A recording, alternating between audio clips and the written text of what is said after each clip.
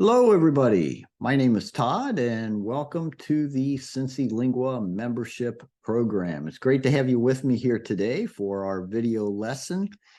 And for those who may not know, Cincy Lingua is a language institute located in Cincinnati, Ohio. Cincinnati, Ohio is located in the Midwestern region of the United States of America. And again, it's great to have you here with me as a member of our program here. And with this lesson video, we are going to continue with our series of everyday idioms. And this is lesson 2 of our series here. So let's see, we're just gonna move on into it, get right at it with our first idiom for today, or for this lesson, and that is to break even. To break even. The meaning here is to make neither a profit nor a loss. It refers to the this can be a noun also, or an adjective, really. It can be an adjective referring to a point at which revenues equal costs. So we call that the break-even point. Okay, the break-even point is that point at which revenues equal cost. So to break even means that you make neither a profit nor a loss. The break-even point is that point at which revenues equal costs. Everything is even. Everything is level, in other words. Okay, so we have an example sentence here, and it reads, to break even at our lemonade stand, we must sell 25 cups of lemonade at 50 cents apiece. At that point, we will have gained back the money we spent on supplies. To break even at our lemonade stand, we must sell 25 cups of lemonade at 50 cents apiece. At that point, we will have gained back the money we spent on supplies. So, in other words, in order to have no profit, but on the other hand, no loss, they need to sell 25 cups of lemonade at the cost of 50 cents a piece. At that point, there's no loss, there's no profit, they're just even, they break even.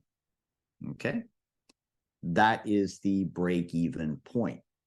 Okay, all right, so now we're going to move on to burn one up. To burn one up means to make one angry. To make one angry, and to make one really angry. Example, I am only scheduled to work 10 hours this week, while Sarah is scheduled to work 30 hours. That really burns me up. It makes me angry. I'm only scheduled to work 10 hours this week, while Sarah is scheduled to work 30 hours. That really burns me up. It makes me angry. So, yeah, this person wants to work. She wants to work more than 10 hours. And the fact that Sarah is scheduled to work 3 times as many hours makes her angry. It burns her up. Okay. Yeah, so, all right, let's move on here. Now we have to call it a night. To call it a night. This means to stop an activity for the rest of the night. Okay, to call it a night. To stop an activity or to stop all activities for the rest of the night and go to bed is the idea. And our example, at 11 p.m., we decided to call it a night. We were all tired and ready to go home. Okay. At 11 p.m., we decided to call it a night. Okay, that's the end of the activities. Now, we were all tired and ready to go home. Yeah, so yeah, they called it a night at 11 p.m. Now we have a dime a dozen. A dime a dozen. A dime in American currency is a small coin. It is worth 10 cents or 1/10 of a dollar. 10% of a dollar is a coin. We call it a dime.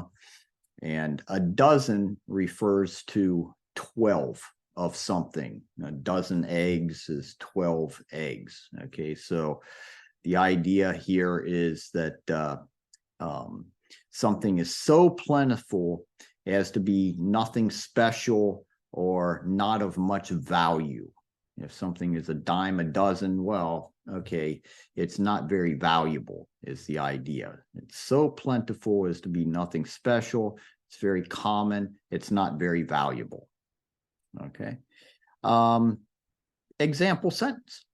Restaurant jobs are a dime a dozen. Every restaurant in our town is hiring. Restaurant jobs are a dime a dozen. They're everywhere. They're everywhere. Every restaurant in our town is hiring. Okay, a dime a dozen.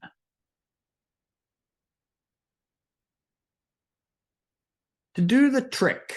To do the trick, we could also say to do the job. To do the job. Both of these idioms, to do the trick, to do the job, they're synonyms, and they mean to achieve the desired results. To achieve the desired results. In other words, they are, if something does the trick or does the job, it is effective. It works, in other words. Okay, so to do the trick is to work, to be effective. Example. I put Vaseline on your zipper so it won't stick any longer. It should go up and down every time. That should do the trick. That should work. That should achieve the result that you want. I put Vaseline on your zipper so it won't stick any longer. It should go up and down every time. And that should do the trick. That should do the job. That should work. All right. So yeah, here in lesson 2, we have looked at 5 everyday idioms. And the first one that we looked at was to break even. To break even means that you don't make a profit, but on the other hand, you also don't lose anything. Okay, so you're just even, you're just level. Okay, and we also talk about what we call a break-even point. A break-even point is that point at which there is no profit but no loss. Okay, and then we looked at to burn one up. To burn one up, if something burns you up, it makes you angry, very angry. Okay, that's the idea. It burns like a fire. It burns you like a fire. It makes you angry. And to call it a night is like saying, okay, no more activities for tonight. Let's call it a night. Let's relax. We're tired. Let's go home, or let's go to bed, or yeah, no more activity for the rest of the night. Okay, to call it a night. And then we looked at a dime a dozen. A dime a dozen. If something is a dime a dozen, it means it's not very valuable. It's very commonplace. It happens everywhere, or you can find it basically anywhere. A dime a dozen. A dime a dozen. And then we looked at to do the trick. To do the trick. Said you could also say to do the job. To do the job. It means that if something does the trick, it means it's effective. It works. It does what It does what it's supposed to do. It solves a problem. Okay, if it does the trick or it does the job. All right, so that will do it for lesson 2 in our video series here on everyday idioms. Before signing off, I want to wish you a wonderful remainder of your day. Again, I want to thank you for your attendance here on our program. It's a pleasure working with you.